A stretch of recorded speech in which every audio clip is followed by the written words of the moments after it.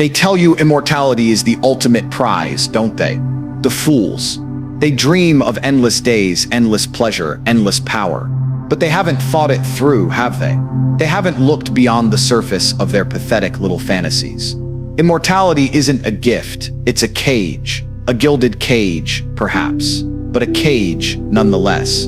Imagine it. Every sunrise, every sunset, a million times over, the same faces, eventually fading, replaced by new ones, then those fading too.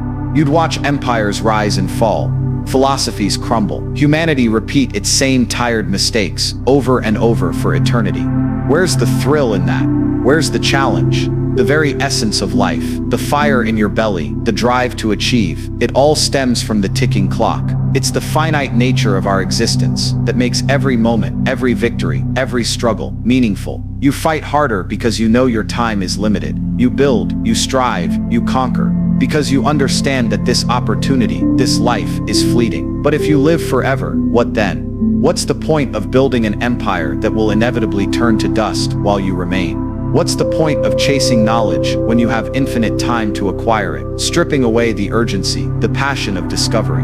You'd become a spectator, a ghost haunting the endless parade of mortal lives, detached, bored, utterly alone in your eternal prison. The human spirit thrives on adversity, on the knowledge that failure has consequences, that time is a currency you cannot replenish. Take that away, and you take away everything. You take away ambition. You take away love, because how can love truly flourish when you know it will be an endless cycle of attachment and loss, repeated for millennia? You'd become numb, a living, breathing monument to absolute, unadulterated boredom. They want to live forever because they're afraid of death. They're weak. They don't understand that death is not the end of meaning, but the very thing that gives meaning to life. The curse of immortality isn't that you can't die, it's that you can't truly live. You'd exist, yes, but you'd be nothing more than a perpetual echo in an empty hall. They tell you immortality is the ultimate prize, don't they? The fools. They dream of endless days, endless pleasure, endless power, but they haven't thought it through, have they? They haven't looked beyond the surface of their pathetic little fantasies. They see the shiny veneer, the promise of never-ending existence, and their weak minds latch onto it like a drowning man to a life raft. But that raft, my friends, is leading them straight into an ocean of eternal despair. Immortality isn't a gift, it's a cage, a gilded cage, perhaps, adorned with the illusion of freedom, but a cage, nonetheless. Imagine it. Every sunrise, every sunset, a million times over, the same faces, eventually fading, replaced by new ones, then those fading too. You'd watch empires rise and fall, philosophies crumble, humanity repeat its same tired mistakes, over and over, for eternity. Where's the thrill in that? Where's the challenge? The very concept of progress becomes a cruel joke when you've witnessed every possible permutation of human folly, every cycle of boom and bust, every fleeting moment of glory, followed by inevitable decay. The true nature of a gift is that it enhances life, adds value, opens new doors. What new doors does immortality open? Only the door to an infinite corridor of repetition. You'd master every skill, learn every language, read every book, and then what? Do it again and again. The joy of learning, the satisfaction of achievement, these are tied to the finite. The pursuit is what makes it worthwhile. The struggle against time and limitations. Remove those limits, and you remove the very essence of what makes pursuit meaningful. It becomes a chore, an endless, pointless exercise in self-amusement that eventually curdles into profound apathy. Consider the human spirit, that restless, striving force within us. It yearns for purpose, for impact, for legacy. But what legacy can you build that truly matters when you yourself are immune to the passage of time? Your greatest triumphs would be swallowed by the eons, your most profound creations reduced to footnotes in an endless history you alone remember in its entirety. You'd become a living library of forgotten moments, a museum of dead dreams. The weight of that knowledge, the sheer volume of lost connections and vanished eras, would crush any joy, any spark of vitality you once possessed. They crave immortality because they fear the unknown. They fear the void, but in their pathetic attempt to escape one form of non-existence, they embrace another, far more insidious one, the non-existence of purpose. Without an end there is no urgency. Without urgency, there is no drive. Without drive, there is no life, only a prolonged state of being. You wouldn't be living, you'd be merely existing, a perpetual echo in an empty hall, watching the world move on, forever separated by the impenetrable barrier of your own endlessness. The very relationships that define us, the love, the friendship, the bonds of family, how would they endure the crucible of eternity? You'd bury generations, watch your loved ones age and wither while you remain untouched. The pain of loss, already a profound human experience, would become an unending torment, compounded by the knowledge that it will repeat endlessly with every new connection you dare to make. Eventually, you'd stop making them. You'd isolate yourself, a self-imposed exile from the fleeting warmth of human connection, simply to spare yourself the agony of perpetual goodbyes. This isn't it's a sentence, a condemnation to an eternity of witnessing, without truly participating, a life without stakes, without consequences, without the precious, finite nature that gives every breath its value. The curse of immortality isn't that you can't die, it's that you can't truly live. You'd exist, yes, but you'd be nothing more than a perpetual echo in an empty hall. They talk about immortality as if it's the ultimate freedom, a liberation from the shackles of time, but they've got it all backwards, haven't they? The very essence of life, the fire in your belly, the drive to achieve, it all stems from the ticking clock. It's the finite nature of our existence that makes every moment, every victory, every struggle meaningful. You fight harder because you know your time is limited. You build, you strive, you conquer, because you understand that this opportunity, this life, is fleeting. Think about it. Why do we push ourselves? Why do we innovate, create, risk everything for a fleeting moment of glory or a lasting impact? Because we know there's an end. The sands of the hourglass are constantly falling, and that relentless descent is what ignites the spark of ambition within us. If you had forever, what would be the rush? What would be the point of dedicating years to mastering a craft, knowing you have an eternity to become proficient? The urgency dissipates, the passion wanes, and what's left is a bland, endless expanse of time, where nothing truly matters because everything can be done tomorrow, or the day after, or 1,000 years from now. The value of anything is often defined by its scarcity. A diamond is precious because it's rare. Gold is coveted because it's finite. So too is life. The very fact that our time here is limited, that each breath is one less than we had before, is what makes each breath, each experience, each connection, profoundly precious. It forces us to prioritize, to make choices, to live deliberately. We choose to spend our time with those we love, to pursue goals that resonate with our soul, to leave a mark on the world, precisely because we understand that our window of opportunity is not infinite. Without this inherent limitation, life would devolve into a meaningless continuum. Imagine a game where the score never ends, where there's no final whistle, no winner, no loser. Would you play with the same intensity? Would you care about the outcome? Of course not. The thrill of competition, the joy of victory, the sting of defeat, these are all contingent on the game having a defined beginning and end. Life is the ultimate game, and mortality is its rulebook. It sets the stakes, defines the boundaries, and gives every move, every decision, its profound weight. The weak-minded crave immortality because they cannot face the impermanence of things. They cling to the idea of endlessness, mistaking quantity for quality. But true quality of life comes from its intensity, its depth, its unique, unrepeatable moments. These moments are amplified by their transience. The beauty of a sunset is enhanced by the knowledge that it will fade. The joy of a child's laughter is made more poignant by the awareness of their fleeting innocence. These are not sad truths, they are the very fabric of meaning. The drive to leave a legacy, to contribute something lasting, is a direct consequence of our finite existence. We want to ensure that our impact extends beyond our physical presence, that our efforts resonate through time. But if you are time itself,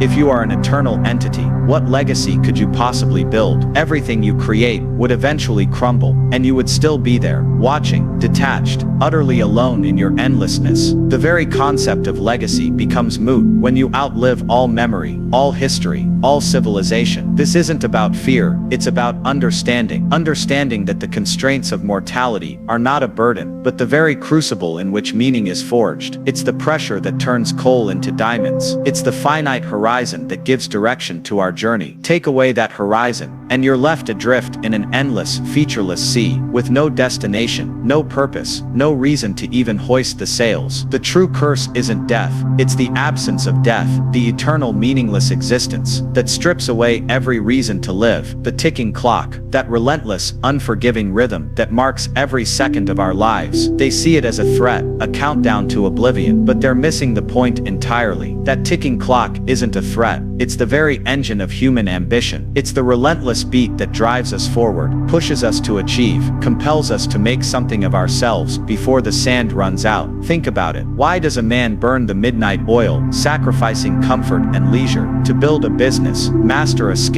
or create a masterpiece? It's not because he has an eternity to do it. It's precisely because he doesn't. He feels the pressure, the subtle but insistent whisper of time, reminding him that every moment wasted is a moment lost forever. That pressure, that finite horizon, is what sharpens his focus, ignites his drive, and forces him to extract every ounce of potential from his limited days. Without that pressure, what would be the impetus? What would compel him to push beyond comfort, to face adversity, to strive for greatness? Nothing. He'd simply drift, indefinitely. Ambition, true ambition, is a race against the clock. It's the desire to leave a mark, to achieve a goal, to experience life to its fullest before the curtain falls. If that curtain never falls, if the race never ends, then what's the point of running? The thrill of the chase, the satisfaction of crossing the finish line, these are meaningless without a defined course and a clear endpoint. Immortality strips away the urgency, replacing it with an infinite, bland expanse, where every endeavor can be postponed indefinitely. Why build today what you can build 1,000 years from now? Why innovate when you have an eternity to perfect? The very concept of making it count becomes absurd. The greatest achievements of humanity, the towering empires, the revolutionary scientific discoveries, the breathtaking works of art, they were all born from the crucible of finite time. Men and women, acutely aware of their limited lifespan, poured their entire being into their pursuits, driven by the knowledge that their opportunity was now or never.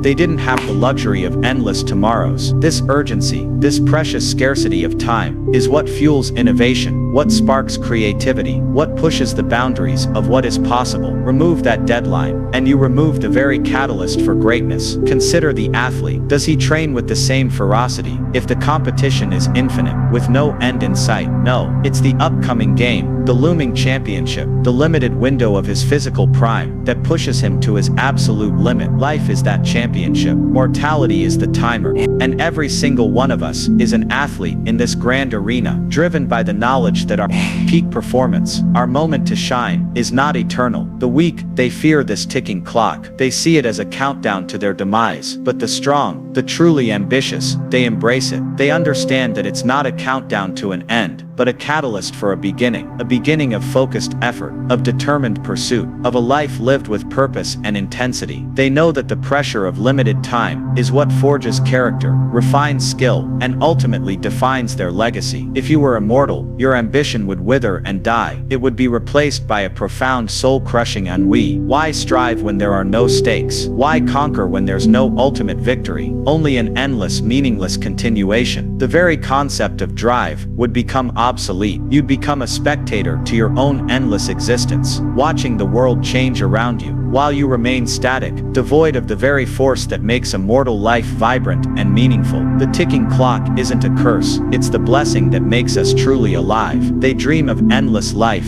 these simpletons, believing it to be a paradise of perpetual novelty, but they fail to grasp the most profound truth. Immortality isn't a gateway to endless wonder, it's a direct path to profound detachment and an inescapable soul-crushing boredom. Imagine it, you, a static entity, watching the ceaseless, chaotic dance of mortal lives unfold around you. Generations rise and fall, empires crumble into dust, technologies emerge and become obsolete, and through it all, you remain, unchanging, unmoved. This endless observation, this perpetual witness status, would inevitably lead to a chilling detachment. How could you truly connect with someone when you know their entire existence, their loves, their struggles, their triumphs, will be but a fleeting blink in your infinite timeline? You'd watch them love, suffer, and die, over and over again, with countless different faces. Each new connection would be tainted by the certain knowledge of its ephemeral nature, a brief flicker against your boundless night. Eventually the pain of loss, the sheer volume of goodbyes, would become unbearable. You wouldn't just become accustomed to it, you'd become numb. You'd build walls, not out of malice, but out of self-preservation, isolating yourself from the fleeting warmth of human connection, to avoid the perpetual agony of its inevitable end. You'd become an observer, a ghost haunting the endless parade of mortal lives, detached, bored, utterly alone in your eternal prison. And then there's the boredom. Oh, the boredom. They talk about having infinite time to learn, to experience. But what happens when you've learned everything? When you've mastered every skill, visited every corner of the globe and beyond? As humanity expands, read every book, heard every story, experienced every pleasure, what then? Do you simply repeat it? The thrill of discovery, the excitement of novelty, these are finite resources. They are precious precisely because they are not endless. In an immortal existence, novelty would be a fleeting illusion, quickly consumed, and then replaced by the dull ache of repetition. Every conversation would feel like one you've had before, every new face, a variation on an old theme, every challenge a rerun of a past struggle. The zest for life, the eager anticipation of what tomorrow might bring, would evaporate, replaced by a weary resignation to the endless cycle. The very concept of meaning would unravel. Meaning is often derived from consequence, from stakes, from the impact of our actions within a limited time frame. If you have infinite time, if nothing you do truly has a lasting impact beyond your own endless existence, then what is the point? Why strive? Why create? Why fight for justice, or beauty, or truth, when you know that all will eventually fade, and you will still be there, unchanged, watching the dust settle? The absence of a finish line, the lack of an ultimate consequence, would strip every endeavor of its inherent value. Life would become a performance without an audience, a game without a score, a story without an ending. You'd become a living, breathing monument to absolute, unadulterated boredom. Your mind, once sharp and eager, would dull from the sheer weight of accumulated repetitive information. Your spirit, once vibrant and ambitious, would wither from the lack of genuine challenge and the absence of true stakes. You wouldn't be living, you'd be merely existing, a perpetual echo in an empty hall, watching the world move on, forever separated by the impenetrable barrier of your own endlessness. The human condition, with its beautiful fragility and its urgent drive, would be a distant, incomprehensible memory. You'd be a prisoner of your own endlessness, longing for the very finitude that gives mortal life its profound fleeting beauty.